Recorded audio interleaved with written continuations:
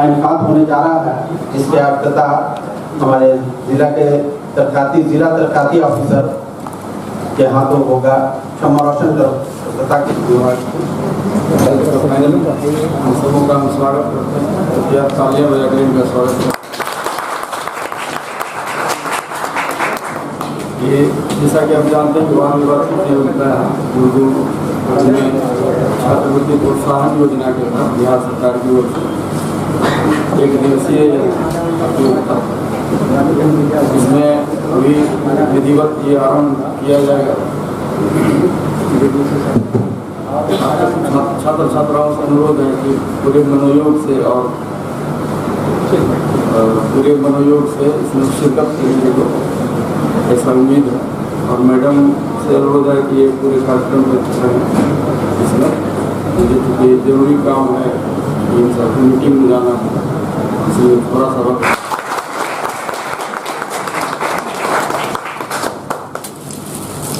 किया जा रहा है। अब मैं डीबीसी साहब से करूँगा कि इस प्रोग्राम का अध्यक्षता और क्षमा रोशन हमारे अध्यक्षता करते हैं।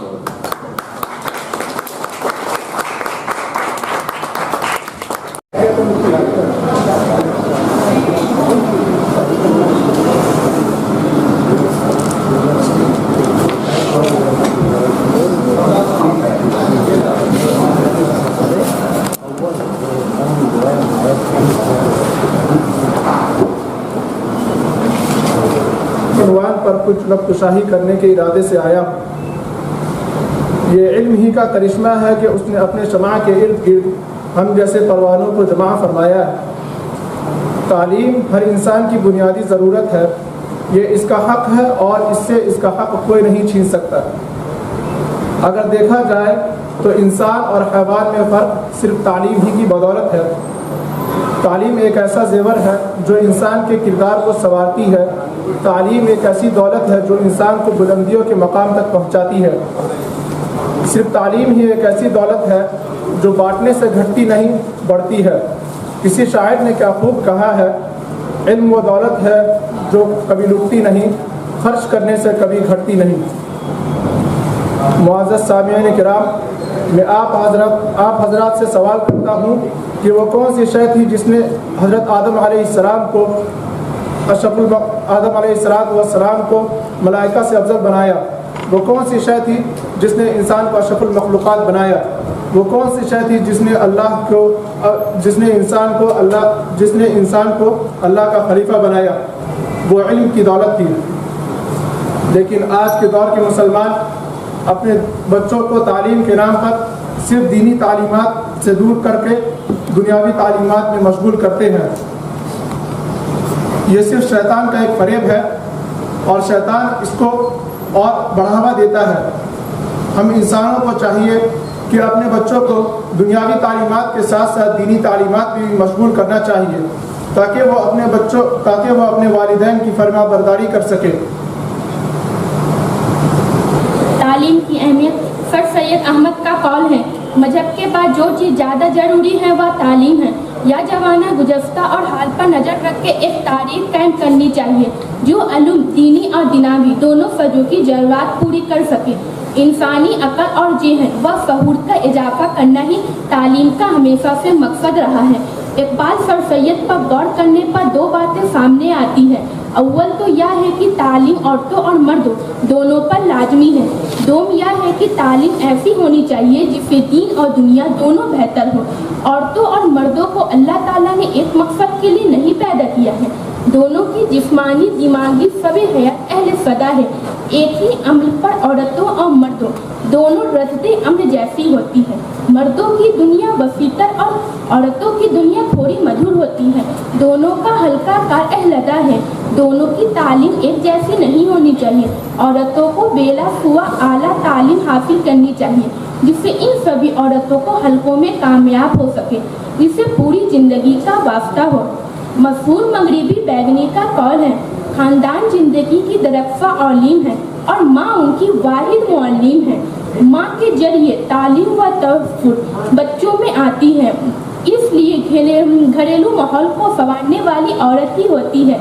इसलिए इसे इल्म हलूफ मोहब्बत इजहार अहफर नज्म व जब की तालीम मिलनी चाहिए, जिसे इल्म अल-रिफ़ाम अमूर खानदानी सिलाई कढ़ाई कसीदाकारी बच्चों की परवरिश पर पूरा काबू होना चाहिए। तालीम के जरिए इंसान अच्छे से अच्छे आला से आला ओहदा पा सकता है।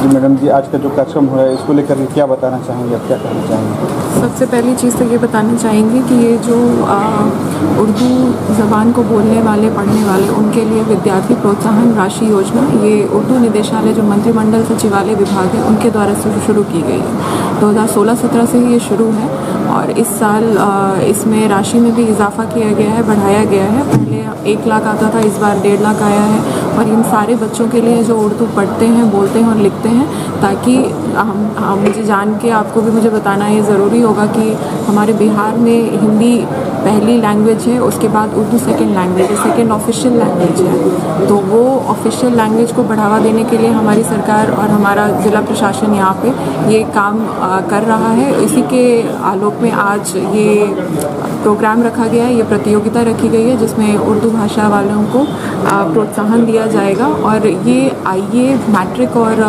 ग्रेजुएशन के जो बच्चे हैं उन लोगों के लिए है और इसमें से 8 जो बच्चे होंगे उन लोगों को प्रोत्साहन राशि दी जाएगी और साथ में उनकी हौसला अफजाई के लिए भी है ये, ताकि वो उनको देख करके और भी जितने पढ़ रहे हैं लिख रहे हैं वो भी आगे आएँ और पढ़ें। और सबसे चीज़ ये है कि इसमें 3-4 टॉपिक्स ऑलरेडी बताए गए हैं, जैसे एक है तालीम की अहमियत, दूसरा है उर्दू ज़बान की अहमियत और उर्दू गज़ल की लोकप्रियता या मकबूलियत। इन सब से रिलेटेड एक तो ये उर्दू ज़बान से हो गई, दूसरी ये भी है कि शराब सभी बुराइयों की जड़, जैसे कि हमारी बिहार सरकार और ज़िला प्रशासन द्वारा भी शराब को लेकर के निरंतर प्रयास किया जा रहा है, तो इस चीज़ को भी हम लोगों ने टॉपिक में इंक्लूड किया है। और सफाई की अहमियत हुआ या दहेज एक सामाजिक जो बुराई है उसको लेकर के ये सारे टॉपिक्स हैं जिन पे आज बच्चे बोलेंगे और जो भी उसमें से अव्वल आएगा, जो भी प्रथम आएगा, द्वितीय आएगा, तृतीय आएगा, उनको प्रोत्साहन राशि के साथ साथ प्रशस्ति पत्र और हम लोग मेडल देंगे और इसी तरह से उनकी हौसला अफजाई करेंगे। मतलब कि उर्दू भाषा के साथ साथ सरकार की जितनी भी प्रोजेक्ट हैं उन सब पे भी आज बात करेंगे। हम बेसिकली ये देखना है कि उर्दू भाषा से रिलेटेड जितनी भी प्रोत्साहन हो सकता है वो तो हम दे ही रहे हैं, साथ में वाद विवाद में हम उनको सामाजिक कुरीतियों के बारे में और उनके बारे में भी हम जानकारी दे रहे हैं और उन्हीं के माध्यम से ही उनको जानकारी दे रहे हैं ताकि वो समझें और पढ़ें कि ये सारी जो बुराइयां हैं, कुरीतियां हैं जो उनके घर के आसपास उन्हें देखने को मिलती हैं, वो सबसे वो लड़ें और सबको समझें और आगे भी इसका प्रचार प्रसार करें। ये उर्दू कोशांग जो है जी, इसके अलावा और क्या करें उर्दू के तरक्की के लिए? उर्दू कोशांग और क्या कर रहा है? उर्दू कोशांग देखिए, मंत्रिमंडल सचिवालय विभाग के द्वारा बहुत सारे डायरेक्टरेट बनाए गए हैं जिसमें एक उर्दू डायरेक्टरेट भी है या उर्दू निदेशालय है। उनके द्वारा बहुत सारे ऐसे कार्यक्रम किए जाते हैं, जैसे सेमिनार हुआ, इससे पहले हम लोगों ने सेमिनार और मुशायरा किया था। उसमें जितने भी हमारे लोकल शायर होते हैं, शायरा होते हैं, उन लोगों को हम लोग प्रोत्साहन देते हैं। उसके अलावा जितनी भी हमारी खुद की ज़िला प्रशासन की हर बार और हर साल एक बुक निकलती है उर्दू नामा, तो वो भी अभी हम लोग उसकी छपाई की तैयारी में है, तो आगे आने वाले कुछ दिनों में वो भी छप के तैयार हो जाएगी, जिसमें हमारे आदरणीय ज़िला मजिस्ट्रेट साहब और डीडीसी साहब सब ने कुछ ना कुछ उसमें ज़रूर कंट्रीब्यूट किया है, तो आप लोग भी देखिएगा, आप लोग को भी दिया वो तो हम देख रहे हैं। हाँ, हमको जानना ये था कि 2 कार्यक्रम जो होता है और एक अच्छी बात है कि आरा शहर में कई जिलों में नहीं हो पाता है, मगर यहाँ ये कार्यक्रम दोनों ये भी बताना है कि पूरे बिहार में हम लोग तीसरे ऐसे डिस्ट्रिक्ट हैं जिसने सेमिनार और मुशायरा कर दिया है और पहला ऐसा डिस्ट्रिक्ट है जो आज छात्र प्रोत्साहन राशि 4 सालों को कम देख रहे हैं। मुसलसल ये अगर कोरोना के पहले भी हुआ था, तो ये है कि जैसे 2 प्रोग्राम ये फिक्स है, इसके अलावा उर्दू कोशांग का कुछ है कि नहीं? बिल्कुल है। देखिए, उर्दू कोशांग निदेशालय के अंतर्गत हमारे जितने भी प्रखंड हैं वहाँ पे एक अनुवादक और सहायक अनुवादक रहते हैं। उनका काम ही यही होता है कि जितने भी वहाँ पे उर्दू भाषी लोग हैं जो नहीं समझ पाते हैं कि हिंदी और इंग्लिश,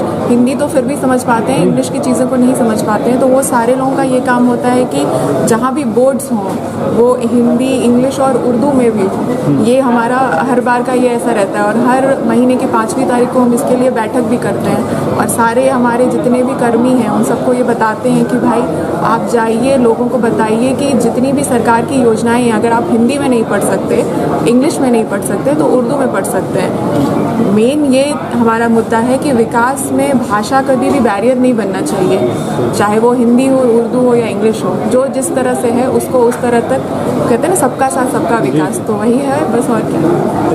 थैंक यू। प्रभारी पदाधिकारी उर्दू कोषांग, इतना कर दीजिए।